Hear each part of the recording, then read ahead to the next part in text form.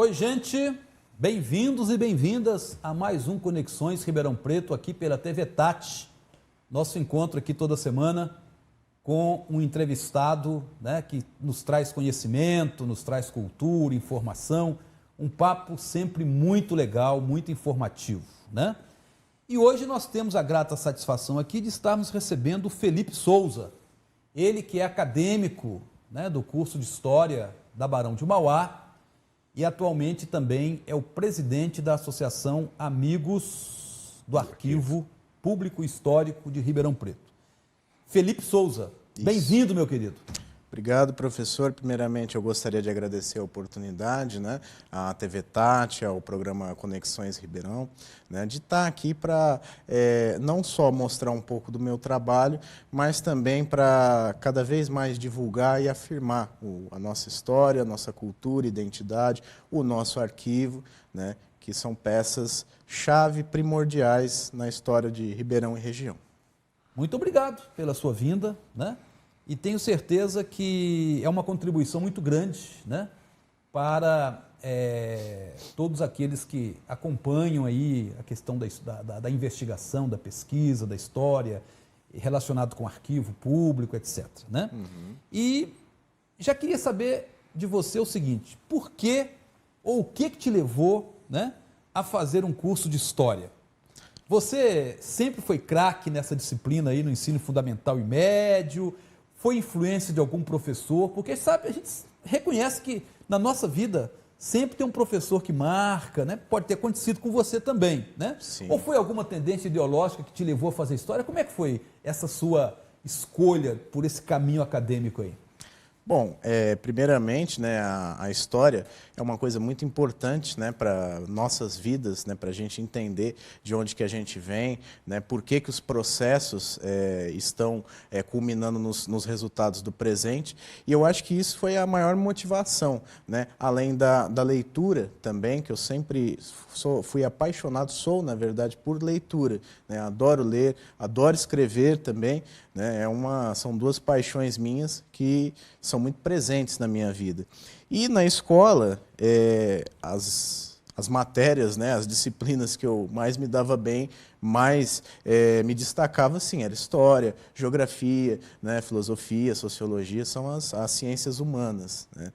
Professores também, tive ótimos professores, né, de história principalmente, né. Eu lembro de uma professora que sempre fazia a gente aprender através de interdisciplinaridade com música, né, com teatro, que era a professora Cidinha. Ela foi minha professora lá em Pitangueiras, na cidade de Pitangueiras, no ensino fundamental e o ensino médio ela passou uma parte também. Acho que é uma grande inspiração para a gente, sim. Professores são os nossos mestres e a gente tem que sempre enaltecer eles, né? Porque sem eles a gente não é nada. E sempre tem uma fonte, uma inspiração, né? Que, sim, de certa forma, explicitamente ou não, nos inspira mesmo para essa caminhada, inclusive nas escolhas que a gente faz na vida. Com né? certeza.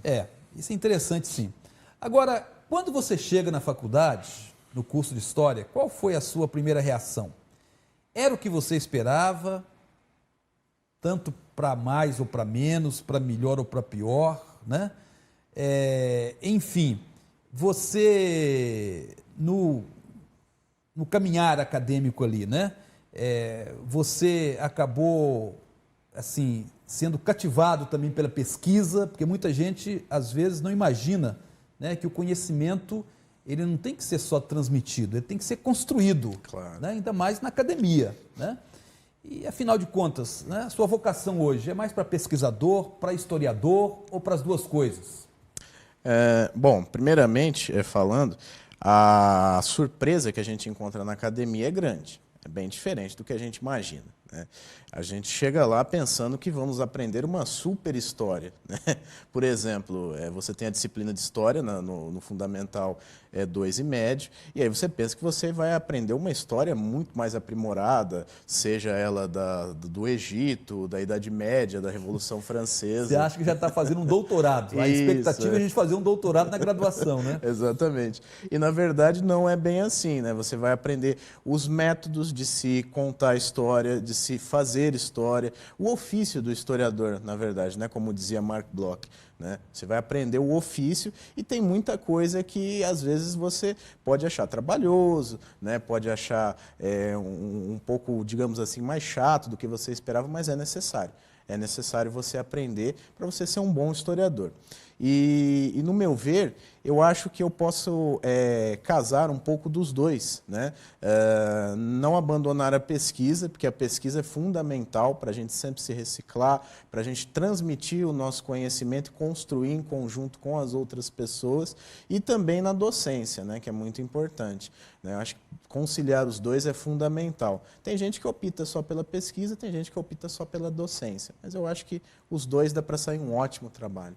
Né? Até porque, Felipe, eu acho assim, que é muito interessante também levar a própria pesquisa para a sala de aula. Né? Com certeza. Eu acho que essa questão da construção do conhecimento não é afeto só a questão da academia. Eu acho que mesmo no ensino fundamental, principalmente no ensino médio, né, eu acho que é importante conscientizar os alunos nesse sentido, né, de que o conhecimento ele tem que partir dos próprios alunos, ele tem que ser construído. Exatamente. Né? Não estou nem fazendo nenhuma defesa aqui do construtivismo por enquanto, né?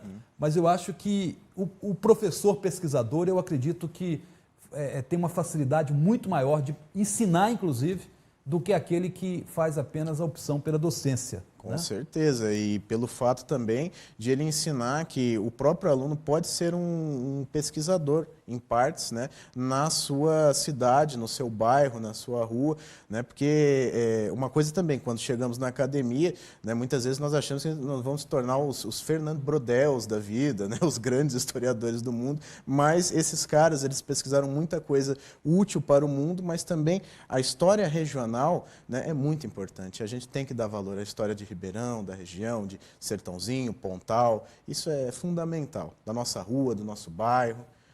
São as chamadas micro-histórias. Micro-histórias, né? isso. E como ela está muito mais próxima, né, dos locais de vivência, de trabalho, enfim, né? Eu acho que isso até facilita também essa experimentação, né, como pesquisador, desde idades mais tenras, vamos dizer assim. Exatamente, é sempre você tentar casar o micro com o macro, né? Você não dá só atenção para um, mas sim unir os dois, num processo que os dois são co-criativos, participantes.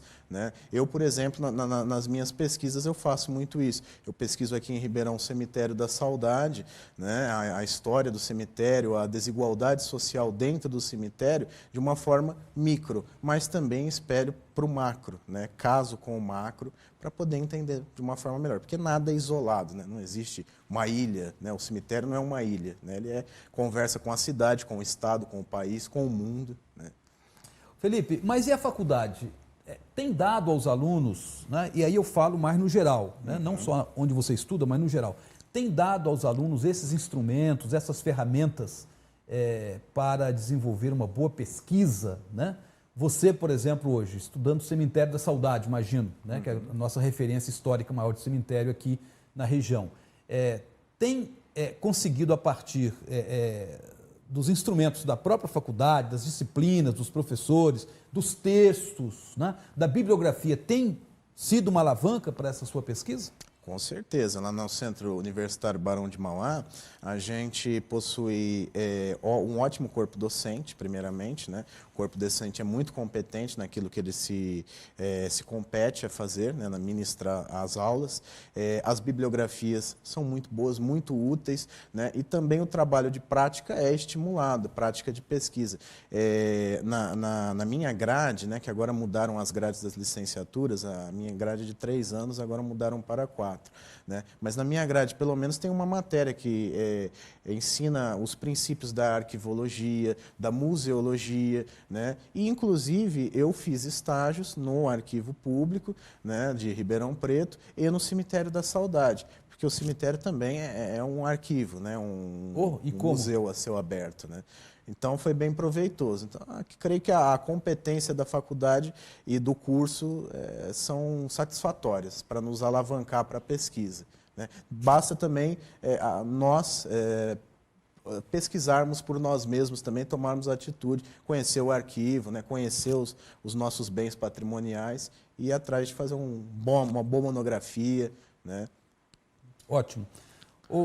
Felipe, você e outros colegas, né, assumiram recentemente a direção aí da Associação Amigos do Arquivo Público Histórico de Ribeirão Preto. Sim. Né?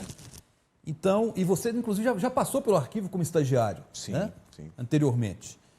Gostaria de saber o seguinte, como é que tem sido essa relação dos alunos pesquisadores, né, da Barão de Mauá, do curso de História, com o arquivo público, né?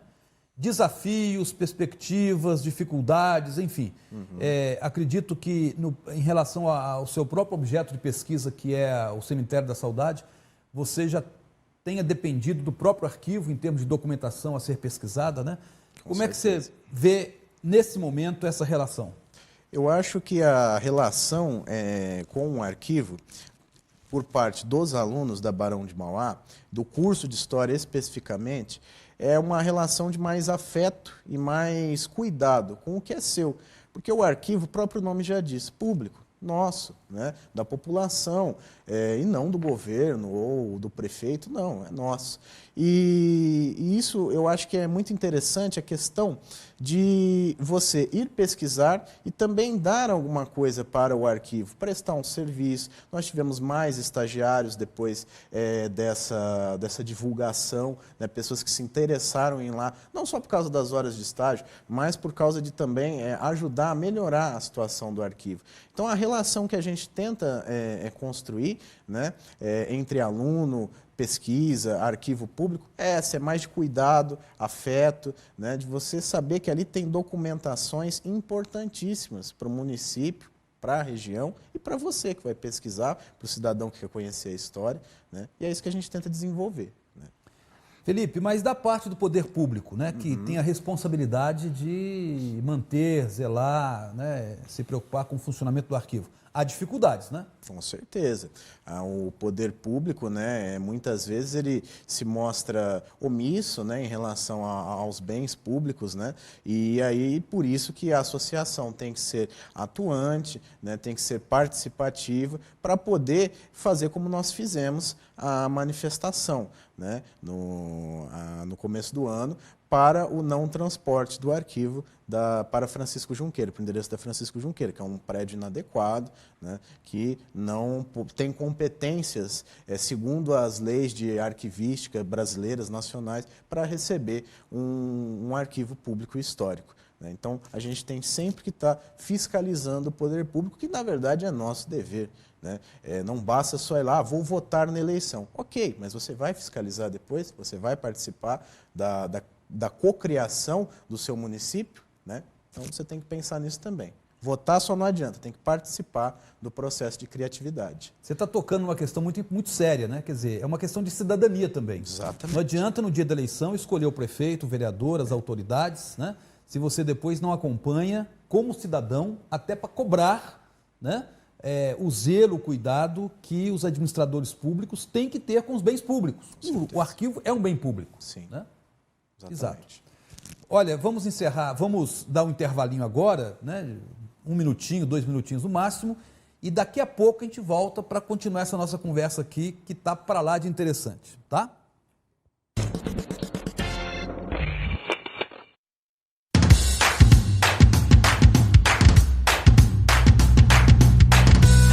Vem aí, mais estreias na programação do Grupo Tati. Tati Notícias, com Érica Amêndola e Victor Maciel. Na TV Tati, muito mais Ribeirão.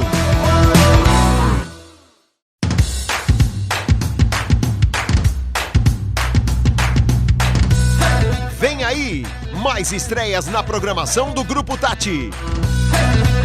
Tati Esportes, com Lucas Bretas e Fernanda Leme. Na TV Tati, muito mais Ribeirão.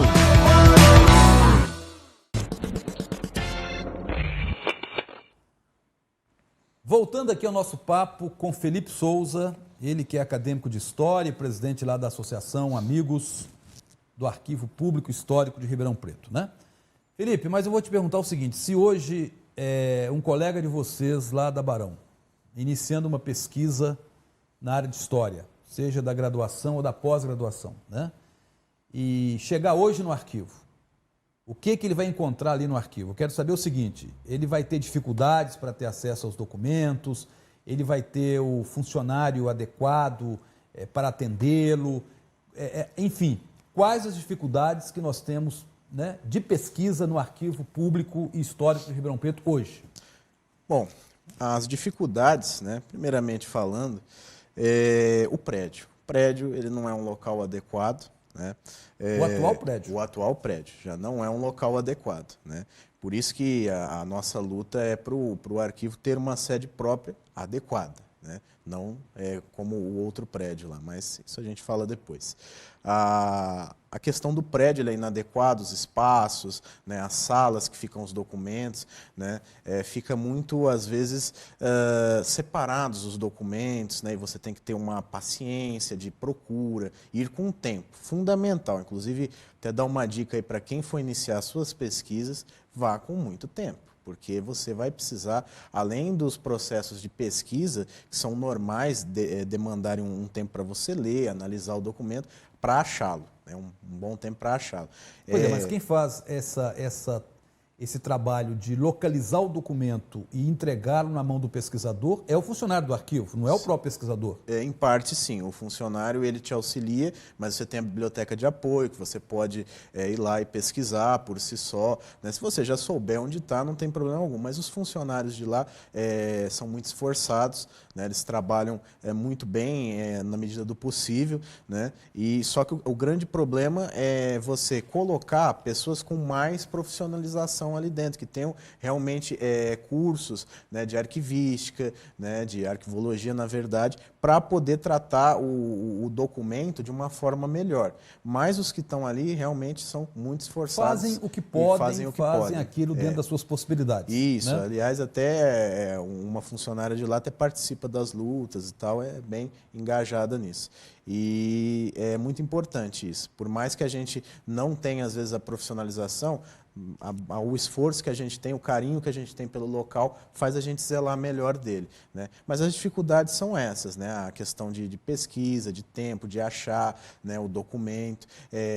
Por isso que uma sede própria e adequada, né, seria a alternativa. Né? Para quê? Para que ficasse tudo nos conformes e, além disso, ter uma pessoa responsável que tenha a profissionalização, né? Que é o que a Prefeitura, a Secretaria de Cultura, né, precisa focar na nossa opinião, né, na nossa opinião da associação. Pois é, e eu gostaria de saber assim, como é que está essa triangulação, né, entre, por exemplo, o arquivo, a associação e o poder público, né? E o poder público representado aqui pela Secretaria da Cultura, que, ao final das contas, é a responsável pelo Arquivo Público Histórico de Ribeirão Preto. Né? Claro. Afinal, é uma triangulação política, não tem como fugir disso. Né? Sim. Essas relações são sempre legais, sempre boas ou não? Como é que é? Olha, a relação, né, entre pesquisadores, arquivo público, associação, poder público, sempre às vezes são um pouco tumultuadas, né? Às vezes um pouco difíceis, né? Principalmente por parte do poder público. Mas nada que a gente não possa sentar e conversar. Né? Inclusive, a manifestação que nós fizemos, né, no começo do ano foi por parte da decisão, né, autocrática, antidemocrática do poder público. Né, de não ouvir a sociedade civil, os especialistas, né, sobre a mudança do arquivo. Então, por isso que a gente teve que fazer uma manifestação na porta do arquivo. Senão, nós poderíamos ter conversado, né, poderíamos ter nos reunido e aí sim discutido, né, um melhor local. Né, porque como eu disse, professor, né, nós não somos contra a mudança, né, do arquivo. Nós somos contra a mudança para um local inadequado. A mudança ela é necessária, não pode ficar ali naquele prédio. Mas desde que seja feito desde o transporte, né, até a instalação, um processo adequado, né? Você não pode pegar um arquivo que tem documentos de mais de 100 anos, né, mais de 100 e tantos anos ali e jogar em qualquer lugar, né? Isso não... Ô Felipe, mas por que para a associação Amigos do Arquivo, esse prédio da Francisco Junqueira, para onde a prefeitura quer ou queria transferir o arquivo, por que esse prédio para vocês é inadequado? Primeiramente, o MIS já foi convidado a se sediar ali. Só né? esclarecendo, o MIS, Museu da Imagem, e do Som, né? Isso, de Ribeirão Preto. Se não me engano, em 2016 que foi declarada essa mudança. O MIS não aceitou, porque é um prédio totalmente inadequado, ele é um prédio de de difícil acesso, né? A questão dos carros, é muito tráfego de veículos ali e as trepidações causam danos aos acervos, né? E o MIS já não aceitou. E o arquivo, né, foi determinado também esse ano para ir para lá. Só que nós temos um parceiro da associação, que já foi da associação também da antiga gestão, Marcelo Gouveia de Araújo, ele é engenheiro civil, é historiador, fez um laudo técnico, né, do prédio e ele constatou que o prédio, primeiramente, não tem espaço, é uma questão matemática.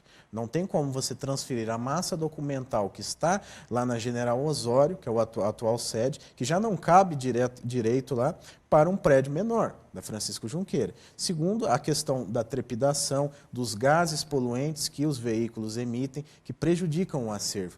E o difícil acesso, fica numa avenida movimentada. Não tem lugar de estacionamento, não tem por lugar, exemplo? Exatamente. Enchentes, né? Muitas vezes o córrego da Francisco Junqueira, ele transborda, né? E aí prejudica, pode causar um acidente ali e nós perdemos não só a massa documental, mas entende que a história, a identidade, a cultura vai se perder também. Tem hora que a gente percebe que o poder público é extremamente irresponsável, né? Com os bens públicos, Sim. com aquilo que é função dele, precípua de estar conservando, defendendo, promovendo, né? Ampliando, etc. Né? Com certeza. E quando se fala em arquivo público, quer dizer, a memória da cidade, a memória de uma comunidade que está lá, quer dizer, tinha que receber um trato, um zelo, um cuidado, né? Todo especial. Exatamente. Né? E parece que não é o que está acontecendo muito.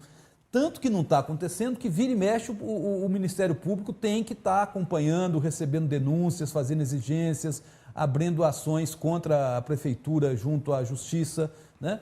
Você tem acompanhado também, Felipe, pela associação, esse trabalho do Ministério Público em relação ao arquivo, né?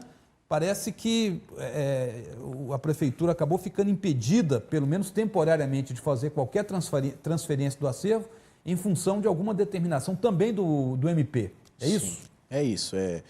A antiga gestão, né, foi atrás disso, foi ao Ministério Público e denunciou a atitude autocrática da Prefeitura. Né? Nós estamos fazendo já um contato com o MP para poder continuar essa fiscalização, porque o MP nada mais, ele serve do quê? De um órgão para impedir que a Prefeitura faça o transporte para um local inadequado. Né? Tem que ter autorização do CONPAC. Se não tiver autorização do CONPAC, não pode transferir. E a Prefeitura não pode fazer a transferência inadequada da massa documental. Né? Então, o Ministério Público é fundamental a gente estabelecer uma relação com eles para que eles ajudem nessa fiscalização, né? Para transportar tudo de forma adequada. Sim. Felipe, além da questão do arquivo, né, em se tratando aí da associação, né, que outros projetos, o que mais a associação, seja na gestão passada e nessa sua gestão agora, o que mais que, enfim, vocês estão aí pretendendo fazer, né? A agenda da associação, como é que anda? A agenda da associação está bem cheia e promissora. Né? A gente pretende fazer uma divulgação, acho que a meta principal, divulgação e afirmação do arquivo, porque quase ninguém conhece o arquivo. Nem as pessoas de dentro da academia, às vezes, do curso de história, tem pessoas que às vezes não conheciam. E aí a gente apresentou o arquivo para elas, né? E a gente precisa afirmar ele, divulgar, falar, olha, está aqui ó, um local de pesquisa que é seu também, que é público, que você deve ir lá, né? E não só pesquisar, mas também ajudar para que ele possa permanecer ativo, né? Acho que essa é a principal meta. Outras metas também, levar ele do meio acadêmico para a população, né, a população que não é acadêmica, de história, né, levar para os alunos das escolas. Nós estamos desenvolvendo projetos, né, de levar alunos de escola num arquivo para poder conhecer, né, isso é muito importante, para falar para os professores trabalharem com algum documento histórico daqui de Ribeirão, né, e a fiscalização, né, a luta continua, né, o poder público fiscalizar sempre, né, dar a nossa opinião, participar das reuniões, né, que tem às vezes reuniões do CONPAC, tem no Ministério Público, tem na Câmara, então a gente sempre está nessa ativa, pelo menos quem puder ir, vá, né, façam uma ata ali em conjunto, depois passa para a associação inteira, e aí a gente vai trabalhando em conjunto com os nossos projetos pessoais também, vai casando bastante coisa, né? Você citou aí o CONPAC, né? O Conselho de Preservação aí do Patrimônio Cultural de Ribeirão Preto. E, enfim, eu acho que como representante da sociedade civil, né, esses conselhos, inclusive o CONPAC, o próprio Conselho de Cultura também, tem um papel fundamental, né? Com certeza. E essa relação aí da associação com o CONPAC, né? Afinal de contas, vocês acham importante ter uma representação, por exemplo, da associação dentro do CONPAC? Porque essa questão do arquivo é fundamental, é básico, inclusive, quando se fala em preservar a memória de uma cidade. E o CONPAC está aí exatamente para isso, né? Sim. Como é que você vê essa relação do CONPAC com a associação aí? O que vocês estão pretendendo aí proximamente estabelecer, ou não sei se já tem ou vai ter alguma participação da associação no CONPAC? Assim como o MP, o Ministério Público, a função do CONPAC também é essencial. E a boa relação entre a associação e esse órgão é fundamental para a gente. Por quê? Porque o CONPAC, né, ele é que vai avaliar, né, como que tem que fazer as devidas mudanças e fazer a autorização. Fundamental quando a gente vai trabalhar com o patrimônio da cidade, seja ele material, imaterial, enfim, a gente acionar esses órgãos que são da sociedade civil, né, e que servem para construir um município, né, mais humano, mais cultural e melhor para a gente, né? Então a gente tem que sempre se juntar, se unir para poder construir uma coisa melhor. Mas vocês já têm um representante da associação no CONPAC, ocupando alguma cadeira? Porque antigamente eu me lembro, da época que eu participei do CONPAC, que tinha um representante lá da associação. Como é que está isso aí hoje? No momento, não. Nós ainda não temos um representante lá com uma cadeira, mas nós estamos entrando em contato já com o CONPAC para já programar isso, né? Que agora entrou um período de agosto, né, de recesso, né, das universidades, dos trabalhos, e aí a gente vai voltar agora o período, né? Aliás, além dessas conversas que nós vamos ter e dos projetos futuros, queria aproveitar e falar que quarta-feira, né, vai ser lançado o site da associação, Amigos do Arquivo. Olha, né? interessante. E aí mais um processo de divulgação e também para estimular essas parcerias, né? Porque a gente coloca o logo da instituição parceira, né? Divulga também. Isso é muito bom.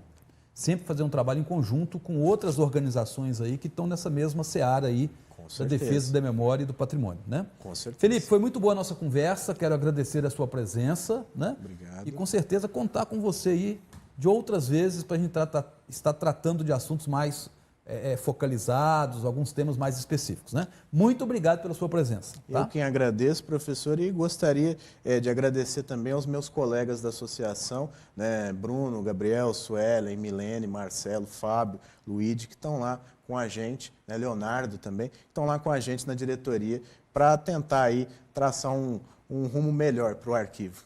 Dá para perceber que é uma galera bem afiada, né? É um grupo aí que está disposto mesmo a arregaçar as mangas, né? Sim. Tá bom, muito obrigado pela sua presença. Vamos terminando então aqui hoje, mais um Conexões Ribeirão, prometendo voltar aí na próxima semana com mais uma entrevista sensacional, né? Aguardem, até lá.